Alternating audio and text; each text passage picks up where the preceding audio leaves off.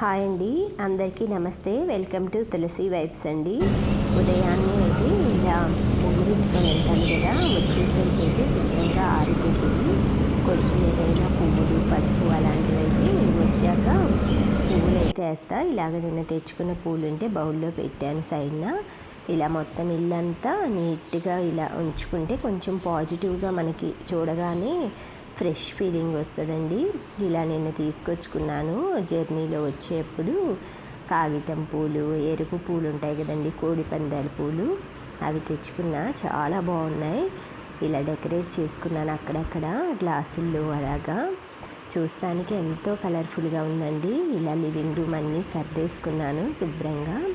చిమ్మేసి ఊడ్చి మాప్ పెట్టేసేసుకొని అన్నీ సర్దేసుకుంటే బాగా అంటే తొందరగా అయిపోయిందండి. ఈరోజు ఉదయాన్నే వెళ్ళేసి రాగానే మొదలుపెట్టాను. బ్రేక్ఫాస్ట్ ఎక్కువ లేదు, అందుకే వర్క్ కంప్లీట్ అయింది. ఇలా నేనైతే వాకింగ్కి అది వెళ్ళిపోయాను.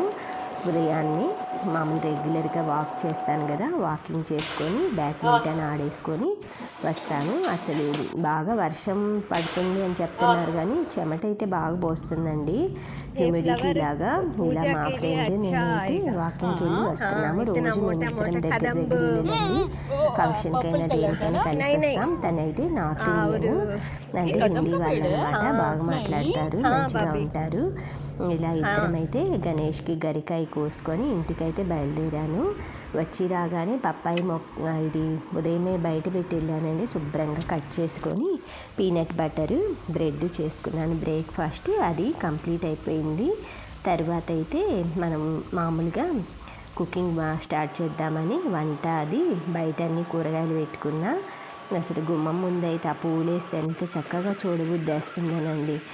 ఇంకైతే బెండకాయలు అవి కోసుకొని వంట కానిచ్చేసి, చెమట పోస్తుందండి బాగా, అందుకే ఇంకా వంట పని కూడా కానిచ్చేసేసి స్నానం చేసి దీపం పెడదామని తొందరగా బెండకాయ ఇగురు చేసి మామిడికాయ పప్పు చేద్దామని ఈరోజైతే అవి రెడీ చేశానండి. ఇలా పెరుగు అయితే మట్టి కుండలో తోడు పెడుతున్నా.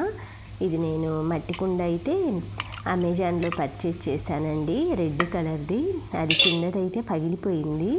ఇదేమో లోకల్ స్టోర్లో పర్చేస్ చేశాను, పెరుగు అది తోడుకోను. ఈ మూతేమో అది పగిలిపోయింది అనమాట, రెడ్ కలర్ మూత. బాగా సెట్ అయిపోయింది. ఇలా అయితే పెరుగు తోడు పెట్టి వాషింగ్ మిషన్లో బట్టలన్నీ అయిపోయినాయండి. నా మాప్ పెట్టుకొని ఇంటి పని అన్నీ చేసుకునేలోపు ఇలాగా బట్టలన్నీ క్లీన్ అయిపోయినాయి. ఇవన్నీ తీసేసి శుభ్రంగా చూడండి నీట్గా ఏరియల్ వాడుతున్నాను, చాలా బాగుంది. ఇలాగా బట్టలన్నీ ఆరేసేసుకున్నానండి బాల్కనీలో నీట్గా. బట్టలు అసలు ఆరేసి మడతపెట్టి ఆ టాస్క్లు వేరుంటాయిలేండి.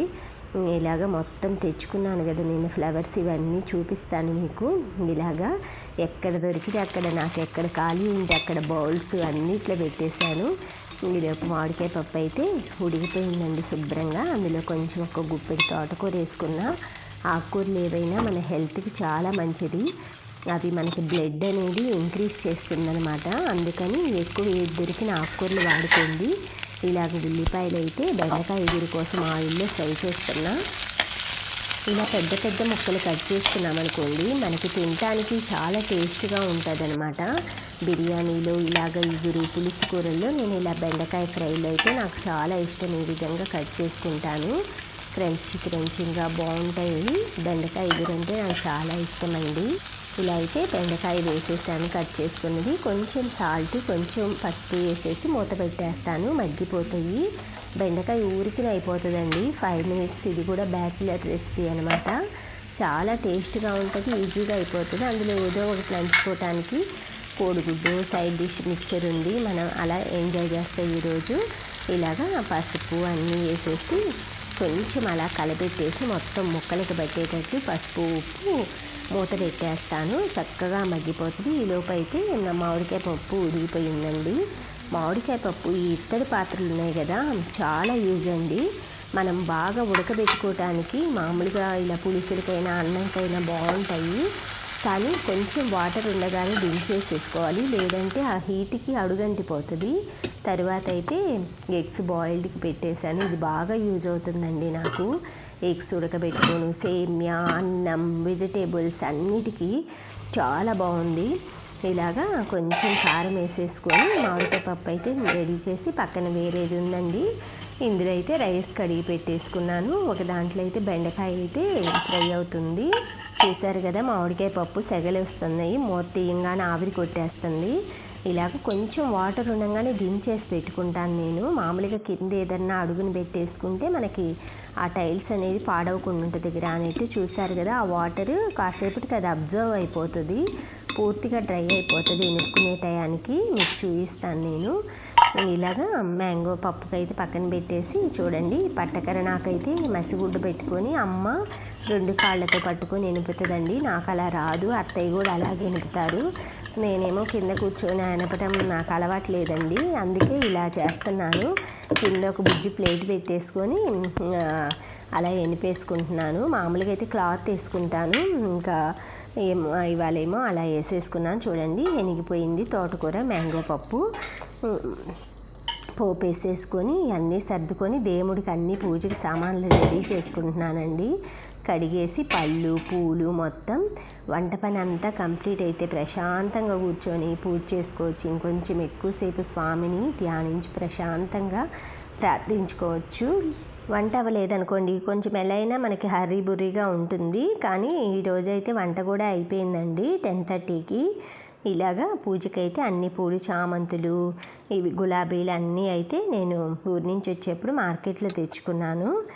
ఇలాగ మొత్తం ఆయిల్ వడ్డించేసుకొని స్వామికి రెడీ చేసేసి పెట్టుకున్నానండి. ఆయిల్, ఒత్తులు అన్నీ దీపారాధనకి మొత్తం ఇవన్నీ వేసేసుకొని తర్వాత నేను గరిక తెచ్చుకున్నాను కదా మన గణేష్కి. 3 గణేషులు ఉంటాయండి నా దగ్గర. అన్నిటికీ పెట్టేసేసుకుంటున్నాను. ఆ గరిక పెడితేనే నాకు ఫుల్ఫిల్ అయినట్టు ఉంటుందండి పూజ, ఎందుకంటే రోజు అలవాటు అయిపోయింది కదా. మా ఫ్రెండ్స్ కూడా ఆదత్ హో గయా అంటారు, హిందీ ఫ్రెండ్స్ నాతో బ్యాడ్మింటన్కి వచ్చేవాళ్ళు. అచ్చా హ్యాబిట్ బతాయా అట్లా అంటుంటారండి. ఇలాగా నేనైతే శివుడు పూజకి ఈరోజు నీళ్ళతో కొంచెం ఏదైనా డస్ట్ అది ఉంటుంది కదండి, వాటర్తో ఫస్ట్ కడిగేసుకొని ఒక పువ్వు అయితే పెట్టేసేసుకున్నాను. ఇలాగా మల్లెపువ్వు కూడా దొరికిందండి ఒకటి గార్డెన్లో. ఇలా మామూలుగా ఈ ఆకులు, కోడిపందెం పూలు ఆకులు ఉంటాయి కదండి, ఇవైతే తెచ్చేసుకున్నాను. తెచ్చి కొంచెం ఏదో డెకరేషన్గా స్వామికి అలంకరణగా చేద్దామనేసి అన్నట్లుగా తెల్ల జిల్లేడు పూలండి. ఇవి శివుడికి మన వినాయక స్వామికి అయితే చాలా ఇష్టమండి. కాణిపాకంలో తెల్ల జిల్లేడు వేరుతోటి వినాయక స్వామిని కొంటారండి. అది మామూలుగా అయితే అది 7 సంవత్సరాలు ఉండాలంటండి భూమిలో తెల్ల జిల్లేడు చెట్టు. ఆ 7 సంవత్సరాల తర్వాత తవ్వితే గణేష్ ఆకృతితో భూమిలో ఉంటుందట వేరు, దాన్ని పూజిస్తారట. మనకేమో తెల్ల జిల్లేడు గణేష్ అనేసి అమ్ముతుంటారు. నేను కూడా ఒకటి తెచ్చుకున్నానులేండి కాణిపాకం వెళ్ళినప్పుడు, దానికి కూడా పూజ చేసుకుంటాను. మన ఇంట్లో ఉంది తెల్ల జిల్లేడు గణేష్ అన్నారు, మరి అది నిజమో కాదో తెలియదు కానీ నేనైతే తెచ్చుకున్నాను. ఇలా అగరబత్తీలు వెలిగించేసుకొని స్వామికి కొంచెం మామూలుగా ఇవి ఉంటాయి కదండి పువ్వులు, మామిడి పండ్లు అన్నీ పెట్టేసుకొని 100 వరహాలవి ఆచమనం తీసుకొని ఓం భూర్భువస్వరేణ్యం భర్గో దేవస్య ధీమహి ధియో యో ప్రచోదయాత్ గాయత్రి మంత్రం అవి చెప్పుకొని అక్షంతలు అవి వేసుకొని ఏదో నిత్య దీపాచరణ దీపం అష్టోత్తరం అవి చదువుకొని హారతి ఇచ్చేసుకున్నానండి. డైలీ పూజ ఇలాగే చేసుకుంటా.